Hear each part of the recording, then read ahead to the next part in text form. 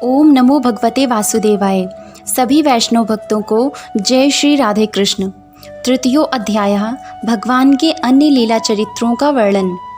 उद्धव जी कहते हैं, इसके बाद श्री कृष्ण अपने माता पिता देवकी वसुदेव को सुख पहुंचाने की इच्छा से बलदेव जी के साथ मथुरा पधारे और उन्होंने शत्रु समुदाय के स्वामी कंस को ऊंचे सिंहासन से नीचे पटक कर तथा उसके प्राण लेकर उसकी लाश को बड़े जोर से पृथ्वी पर घसीटा।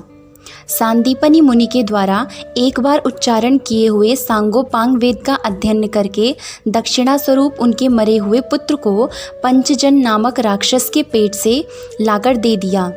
भीष्मक नंदिनी रुक्मणी के सौंदर्य से अथवा रुक्मी के बुलाने से जो शिशुपाल और उसके सहायक वहां आए हुए थे, उनके सिर पर पैर रखकर गांधर्व विधि के द्वारा विवाह करने के लिए अपनी नित्य संगिनी रुक्मणी को वह वैसे ही हरण कर लाए जिसे गरुण अमृत कलश को ले आए थे।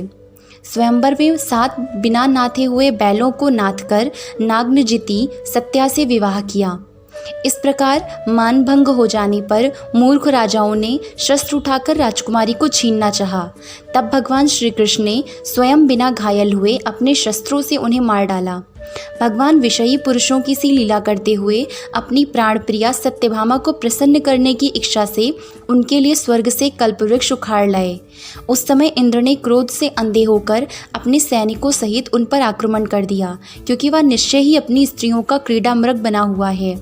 अपनी विशाल डील डौल से आकाश को भी ढक देने वाले अपने पुत्र भौमासुर को भगवान के हाथ से मरा हुआ देखकर पृथ्वी ने जब उनसे प्रार्थना की, तब उन्होंने भौमासुर के पुत्र भगदत्त को उसका बचा हुआ राज्य देकर उसके अंतःपुर में प्रवेश किया। वहाँ भौमासुर द्वारा हरकर लाई हुई बहुत सी राजकन्याएं थीं। वे दीनबंधु श्री कृष्णचंद्र को देखते ही खड़ी हो गईं और सबने महान हर्ष, लज्जा एवं प्रेमपूर्ण चितवन से तत्काल ही भगवान को पति रूप में वरण कर लिया। तब भगवान ने अपनी निज शक्ति योग माया से उन ललनाओं के अनुरूप उतने ही रूप धारण कर उन सबका अलग अलग महलों में एक ही मुहूर्त में विधिवत पाणी ग्रहण किया। अपनी लीला का विस्तार करने के लिए उन्होंने उनमें से प्रत्येक के गर्भ से सभी गुणों में अपने ही समान 10-10 पुत्र उत्पन्न किए। जब कालियवन, जरासंध और शाल्वादी ने अपनी सेनाओं से मथुरा और द्वारकापुरी को घेरा था, तब भगवान ने निज जनों को अपनी अलौकिक शक्ति देकर उन्हें स्वयं मरवाया था। शंबर, द्विद, बाणासुर, मुर, बलवल तथा दंतवक्त्र आदि अन्य योद्धाओं में से भी किसी को उन्होंने स्वयं मारा था और किसी को दूसरों से मरवाया। इसके बाद उन्होंने अपने भाई धृतराष्ट्र और पांडु के पुत्रों का पक्ष लेकर आए हुए राजाओं का भी संहार किया, जिनकी सेना सहित कुरुक्षेत्र में पहुंचने पर पृथ्वी डगमगाने लगी थी। कर्ण, दुशासन और शकुनी की खोटी सलाह से जिसकी आयु और श्री दोनों नष्ट हो चुकी थीं, तथा भीमसेन की गदा से जिनकी जांग टूट चुकी थी, उस दुर्योधन को अपने साथियों के सहित पृथ्वी पर पड़ा देखकर भी उन्हें प्रसन्नता न हुई। वे सोचने लगे, यदि द्रोण, भीष्म, अर्जुन और भीमसेन के द्वारा इस 18 अक्षौहिणी सेना का विपुल संहार हो भी गया तो इससे पृथ्वी का कितना भार हल्का हुआ। अभी तो मेरे अंशरूप प्रद्युम्न आदि के बल से बढ़े हुए यादवों का दूसरे दल बना ही हुआ है। जब ये मधुपान से मतवाले हो लाल लाल आंखें करके आपस में लड़ने लगेंगे, तब उससे ही इनका नाश होगा। इसके सिवा और कोई उपाय नहीं है। असल में मेरे संकल्प करने पर ये स्वयं ही अंतर्धान हो जाएंगे। इस तरह सोचकर भगवान ने युधिष्ठिर को अपनी पैतृक राजगद्दी पर बैठाया और अपने सगे सभी संबंधियों को सत्पुरुषों का मार्ग दिखाकर आनंदित किया।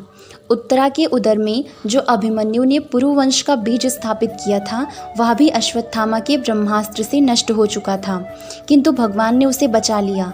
उन्होंने धर्मराज युधिष्ठिर से 3 अश्वमेध यज्ञ करवाए और वे भी श्री कृष्ण के अनुगामी होकर अपने छोटे भाइयों की सहायता से पृथ्वी की रक्षा करते हुए बड़े आनंद से रहने लगे।